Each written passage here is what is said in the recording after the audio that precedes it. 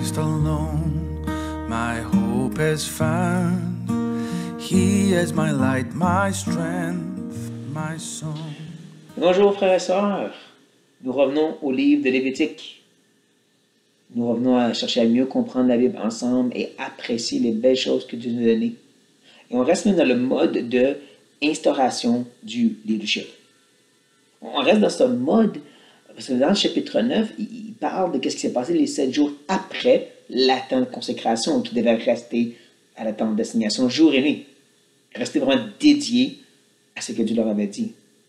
Intéressant. Et qu'est-ce qui s'est passé après ce chapitre 9?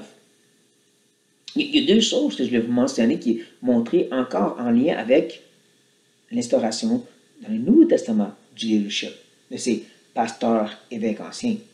Encore, 3 termes pour dire la même chose, la même personne, ou 3 facettes du même rôle.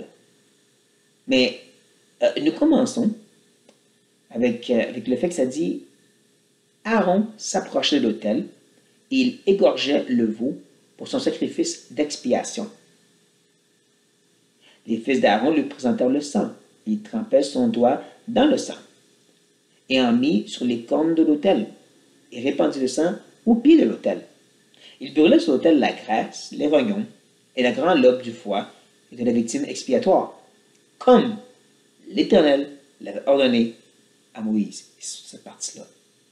Ils ont vraiment officiellement instauré cette nouvelle tâche. Ils ont vraiment commencé leur ministère, si vous voulez. Et ils l'ont fait exactement comme Dieu l'avait demandé. Et encore, il y a le lien, le Nouveau Testament, Dieu a quand même établi une façon qu'un pasteur doit agir. C'est pas juste quelqu'un qui est bon pour prêcher. Quelqu'un qui a une personnalité qui est très charismatique et les gens l'aiment bien. Un pasteur, c'est un sous-berger. Comme Jésus prêt à donner sa vie pour le soin de l'assemblée, de chacune des brebis que Dieu lui apporte, qui amène une direction. Et c'est pour ça que beaucoup de traits de caractère que Dieu demande, c'est vraiment d'être un exemple à suivre. C'est pas juste être bon pour prêcher. Il y a des choses comme tu dois être hospitalier. En donnant tout ce que tu as, tu dois être prêt à le rendre aux autres. Et tu ne dois pas être quelqu'un de violent ou colérique. Tu dois plus de tendresse et d'amour. Il ne doit pas être adonné au vin, mais au fond, et à l'argent, parce qu'il doit pas avoir les biens de ce monde comme quelque chose qui va le motiver dans la façon qu'il prend soin des brebis.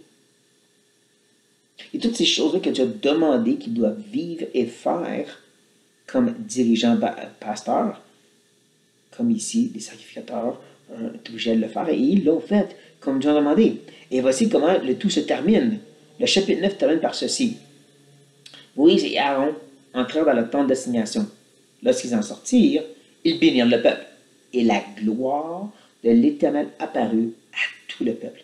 Le feu sortit de devant l'Éternel et consuma sur l'autel l'holocauste et les graisses. Tout le peuple le vit et ils poussèrent des cris de joie et se jetèrent sur leur face. On avait tantôt l'approbation de ceux du peuple, de la congrégation. On a eu l'approbation des leaders qui étaient là avant, comme Moïse. Et là, aujourd'hui, on voit l'approbation de Dieu lui-même.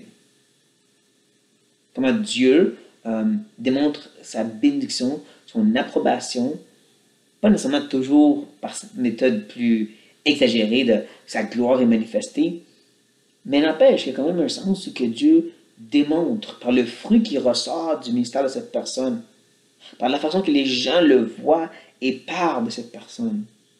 Qu'est-ce qui découle et qui en ressort? Qu'est-ce que l'histoire nous dit de cette personne? C'est toujours bénéfique de plus s'instruire de ceux qui sont déjà passés. Parce que tu sais comment on file la course. Tu sais à quel point que Dieu a approuvé ou désapprouvé de ces hommes. Mais voilà, Dieu aussi met son sceau d'approbation sur ceux qui lui appartiennent. Donc, les ministères un peu plus difficiles et qui nous laissent des questions devraient nous faire reculer et dire Dieu ne semble pas approuvé. Est-ce que moi je devrais? Et laissez personne vous dire oh oui, la gloire de Dieu, je l'ai vue, elle est venue sur mon mystère. Car c'est vraiment de Dieu, tu peux le voir aussi. Tu peux clairement, bibliquement, tu peux l'encercler et dire oui, ça rentre dans le cadre de Dieu qui approuve. Et sur ce, frère et sœur, soyez bénis et apprenez amis appréciés, le livre de Lévitique. On a stone, the solid ground, firm through the fiercest drought and storm.